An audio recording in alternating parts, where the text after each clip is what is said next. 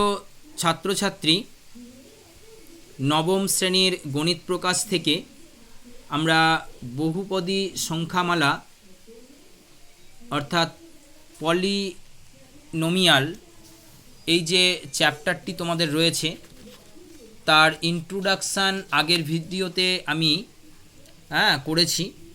তো সেখানে তোমাদেরকে এ বিষয়ে যেটুকু বোঝানোর দরকার সমস্তটাই বোঝানো হয়েছে, তোমরা আগের ভিডিও দেখে নেবে। আজকে আমরা সরাসরি অঙ্কে চলে আসব। তো এখানে দেখো নিজে করি 7.1 থেকে কিছু আমাদেরকে প্রবলেম সলভ করতে দেওয়া হয়েছে। তো প্রথমেই দেখে নাও এখানে fx সমান এই যে এটা রয়েছে, hx সমান এটা, gx সমান এটা, অর্থাৎ আমি এগুলো পড়ছি না, এগুলো তোমরা বইয়ে দেখতে পাচ্ছ। অর্থাৎ এগুলো মান, এই মানগুলো দেওয়া আছে। এবার এই মানগুলো আমাদেরকে বসিয়ে আমাদেরকে বহুপদী সংখ্যামালাগুলো নির্ণয় করতে হবে।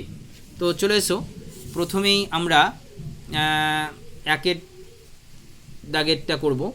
সেখানে দেখো রয়েছে fx প্লাস gx, ঠিক আছে। fx এর মান আমরা বসিয়ে নিই, তোমরা দেখে নিয়েছো। fx এর মান হচ্ছে x⁵, তারপরে রয়েছে 3x³ মাইনাস রয়েছে 7x² প্লাস রয়েছে 6। তারপরে এখানে কি চিহ্ন রয়েছে?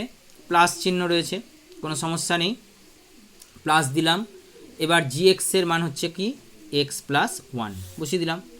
এবার আমরা সাজিয়ে নিই, x⁵ লিখব, তারপরে 3x³ লিখব, তারপরে মাইনাস 7x² লিখব, তারপরে কিন্তু আমরা x লিখব, তারপর 6-এর সঙ্গে 1 যোগ করে দেব 7, হয়ে গেল, তাই না? খুব সহজ, জলের মতো অঙ্ক। এরপরে 2 নাম্বার অঙ্কটা কি রয়েছে দেখো, 2 নাম্বারে রয়েছে fx মাইনাস hx, অর্থাৎ fx এর মান বসাতে হবে এবং hx এর মান বসাতে হবে। hx এর মান দেখতেই পাচ্ছ, এটা বসিয়ে দেবো আমরা। আচ্ছা, fx এর মান তো একবার বসিয়েছিলাম, ওইটাই আবার বসাবো। তাহলে fx মাইনাস hx, বেশ। তো fx মাইনাস hx সমান সমান হচ্ছে, fx এর মানটা বসিয়ে দিই, x⁵ প্লাস 3x³ মাইনাস হচ্ছে 7x², ঠিক আছে, 7x², তারপরে হচ্ছে প্লাস কত 6, তাই না? বেশ, এটা বসিয়ে দিলাম। তারপরে hx এর মান হচ্ছে কত? hx এর মানের আগে আমাকে একটা মাইনাস দিতে হবে, কারণ মাইনাস দিয়ে গুণ করতে হবে, না দিলে তোমরা বুঝতে পারবে না। আমি ডাইরেক্ট করতে পারতাম, কিন্তু তোমাদের বোঝানোর জন্য আমি এভাবেই করছি। প্রথমে আমরা লিখব 3x³, তারপরে হচ্ছে মাইনাস 8x², তারপরে লিখব প্লাস 7, যে মানটা রয়েছে সেটা আমরা বসিয়ে দিলাম এখানে, তাই না? বেশ, দেখতে পাচ্ছ নিশ্চয়ই। তো এবার সমান চিহ্ন দাও, সমান সমান x⁵ প্লাস 3x³ যা আছে তাই লিখছি, মাইনাস 7x², ঠিক আছে, প্লাস 6। এইবার এটা মাইনাস দিয়ে গুণ হয়ে যাবে, মাইনাস 3x³ হবে, এই মাইনাস মাইনাস গুণ করবে, দেখবে প্লাস হবে, তাই না? তোমরা জানো নিশ্চয়ই মাইনাস মাইনাসে প্লাস হয়। 8x², এবার প্লাসে মাইনাসে মাইনাস কত হবে 7। এবার দেখো মাইনাস এই প্লাস 3x³ মাইনাস 3x³ কেটে দেবে, তারপরে কি লিখবে x⁵, বেশ, x⁵ লিখলাম আমরা।